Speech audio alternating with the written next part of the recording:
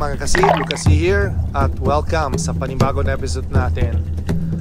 Andito pa tayo sa Dumaran, Palawan kasama si Master Joseph Hagdon Spearfishing at ngayon guys, andito na tayo sa spot ni Jack Avenir Spearfishing. Paki-subscribe at support ang channel niya.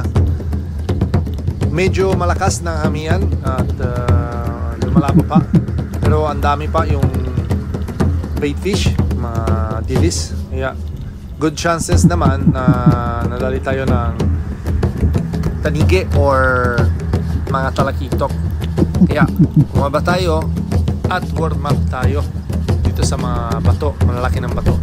At umakyat, nakita kami sa taas ni Bro Joseph. Ang dami sila ng mga tanige, maliit, siguro mga 1 kilo kalahati na higit. At abolin natin itong tanige, good size pa rin. Kaso hindi ko talaga na sanay sa habol-habol. At ito na nangyari. Sablay. Dumiretso pa tayo ulit sa ilalim, nasa 12 to 13 meters. At mahina ng breath hold natin. At yung focus dahil malakas talaga ng alon sa taas. Kaya parang hindi talaga maganda ng pakiramdam sa ilalim. At wala talaga masyado makikita. Meron tayo ng 3 peraso ng labahita, pero mura yung bininta dito sa Dumaran, kaya for the eyes only muna. Marami pa rin ang mga suno dito sa spot, pero undersized pa at mailap. Kaya decide kami ni Bro Joseph lipat ng spot dahil siya nadali isang tanige pero wala masyado makikita. Guys, oras kumpuli si Bro nadali isang tanige. Ayos, maliit pero good. Nakawala isang size isa, no bro? Kita nyo ng digit na gano'n palaki. Tanigit nakawala, sayang. Pero okay lang. Meron tayo isang tanige. Ayos. Nakikita kayo ang hindi talaga maganda ng condition pamamana natin doon sa spot, kaya lipat muna kami dito sa malapit sa isla, sa kabilang area. At nakikita kami dito sa Araceli, tsaka tago lahat yung mga barko doon sa likod ko dahil malakas talaga ng hamian dito. Dami sila ng tago. At maraming salamat kay Bro Joseph for the hospitality. Kahit isang peraso lang na huli namin, kilaw na siya agad. Hindi siya talaga nang isipin na ilang minuto na benta ng isda. Dumiretso siya sa kilaw at masarap talaga ng timpla niya. Kaya enjoy muna tayo. Yung chef natin na yon, si Joseph Hagdon Spearfishing.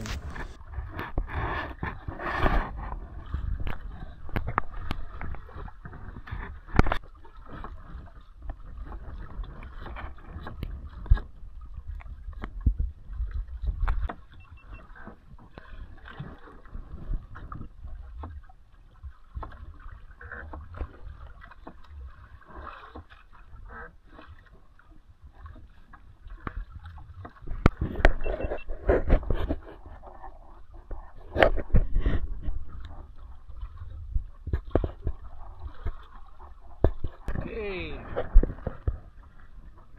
Wow.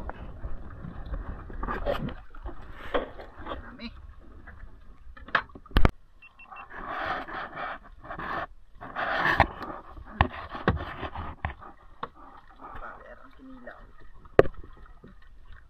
Halo-haluin.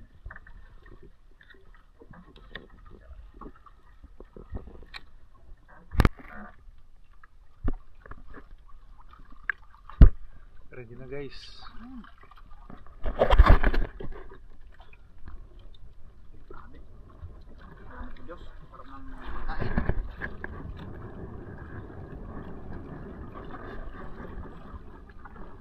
best tanige.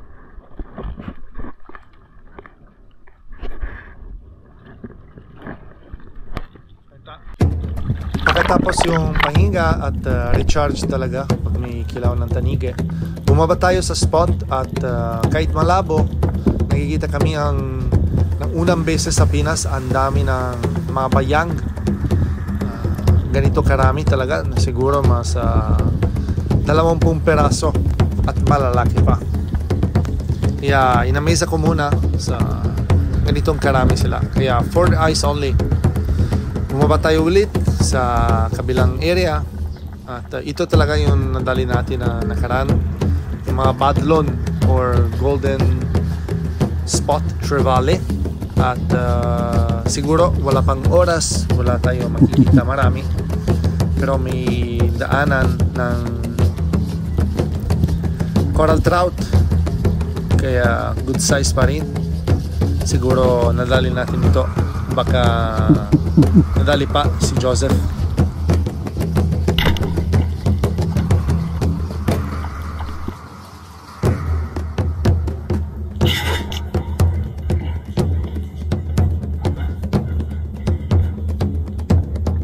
Ganda ng tama natin, ganda ng tama din sa bato. Buti naman, medyo malambot ang bato, kaya hindi talaga ng damage ng shaft natin. Kasi nakaraan sa koron, putol ng ulo ng shaft natin. At lipat muna sa kabilang area dahil wala tayo talaga makikita doon. At ito pa, doon na sila agad masalubong at dali natin isang peraso. Ganda ng tama sa badron nito. Nasa 2 kilo kalahati isang peraso, goods na goods. Yan, gitna ng katawan, kaso sobrang likot at malakas na hila ng badron nito, katulad yung nakaraan. When I reached the surface, parang wala na talaga ng resistensya. Sayang. Ibang drop na naman at salubong tayo sa malaki ng badlon at this time ganda ng tama na pa rin at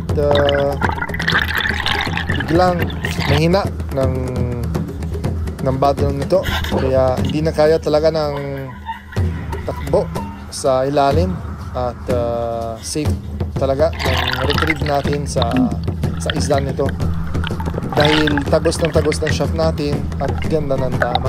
Yeah, ito ang unang isda sa araw nito. Isang good size ng badlon, siguro nasa 3 kilo kalahati.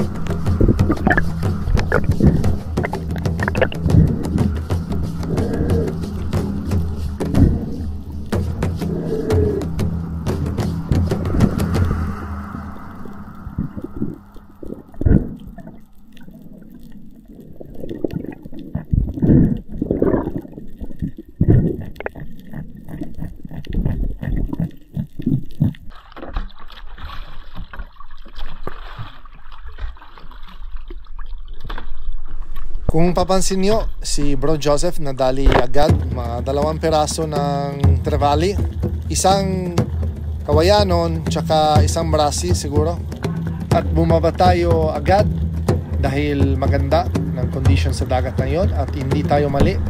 Ang grabe, lumapit ang isda na yon at pinana natin isang good size ng trevally pa rin at ganda ng tama, sintro at tagos hanggang shooting line, kaya secure ng isda nito at napakaganda ng lumapit ang isda nito. Gusto ko talaga ng tusok sana at yun, ayos, grabe, napakaganda ng spot nito. Maraming salamat kay Bro Joseph.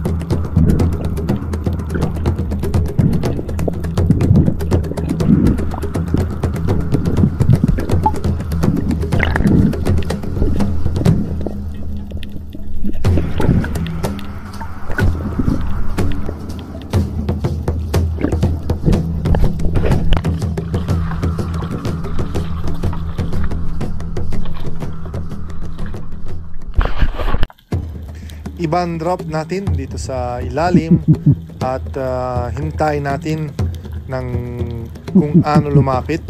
At kung papansin nyo, ubos talaga ng bait fish. Good signs naman. Ibig sabihin siguro malapit talaga yung mga malaki ng isda.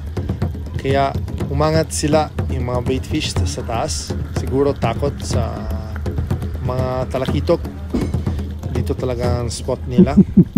At biglang lumabo din at medyo madilim. Pero hindi na tayo tumigil kami ni Bro Joseph dahil syempre maganda talaga na pag may maraming nang tayo uli. At ngayon mga kasi may lumapit ang paborito isda natin, San Bayang. Kaya pinana natin dahil may binta pa rin sa isda nito. At kung papansin nyo, ang lapad ng bayang nito, grabe. Siguro yung pinakamalaki ng isda na dali ko. Isang malaki ng giant Toblerone or bayang. Goods na goods. Nagdag pa rin sa binta namin. Sa palengke, yung exact kilohan sa isda nito ay 5.5 kilos. Ang laki pala ng bayang.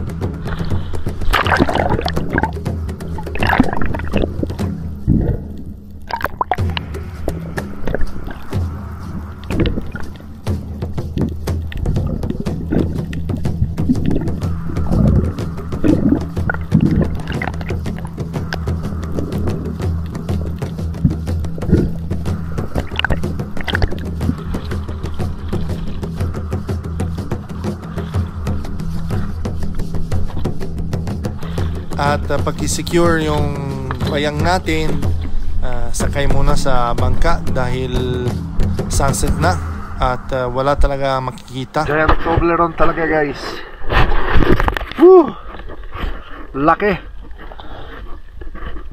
Meron tayong gold trevally, apat na guys.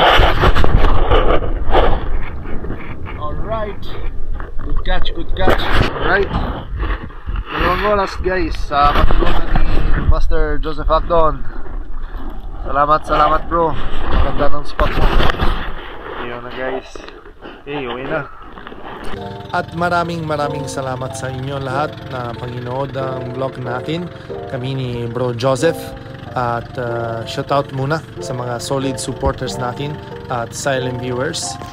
Magsimula tayo sa mga solid: Marcelo Bernaldez, Jack Abenir Spearfishing, Romeo Baril, Danilo Dalim at Chod Prince Dalim, Wardeng Pentinio, John Jungay, Renante Simbajo, Ruben Lara, Carido Cayadong at Cayadong Family, Master Red, Armel Naguer TV, Rosaling Ocampo, Hernan Sunga Panday, Ruel Suay Biagio, Rolly Spearfishing from Camiguin Islands, Piros, RJ Ergina Blogger, Pine Expert, Alfie Naballos, Gary Borja, Julio Cuesta, MG Eric Adventures, Larry Marcelino, Atang Gumadlas, Tarzan Impalawan, at last but not the least, Romel Navarrete. Maraming salamat po.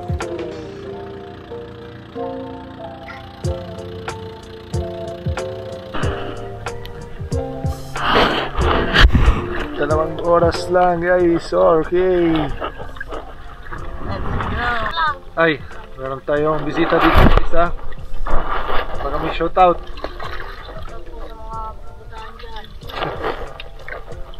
Maano ulam.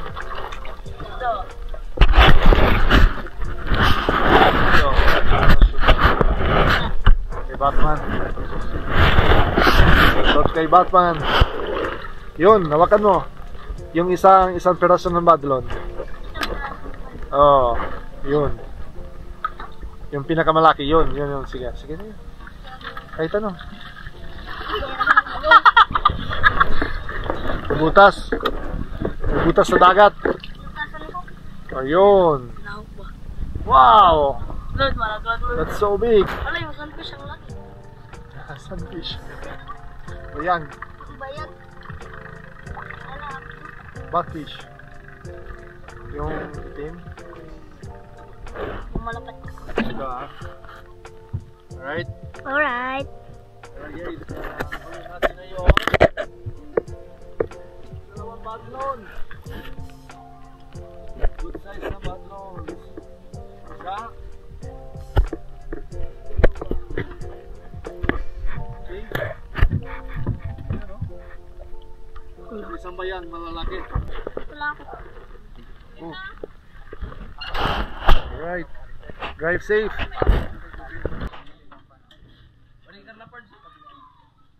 Palengke tayo, palengke. Wow! Ang lakas! Baliwala. Siguro may 15 kilo dyan. Sobra. Okay.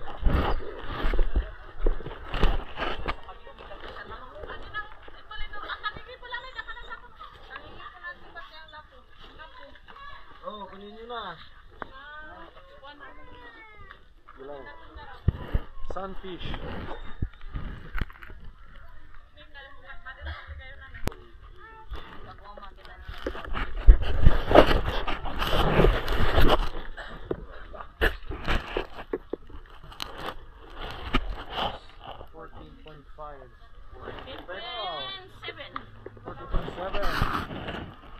Not bad.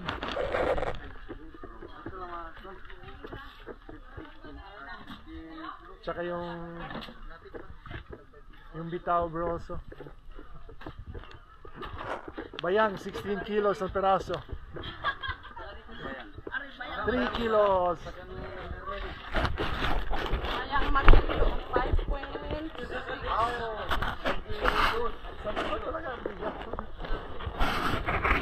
Ikaw nakakuha nito? Oo. Record. Record pa niya sa bayang bro. Ano kinakain niya?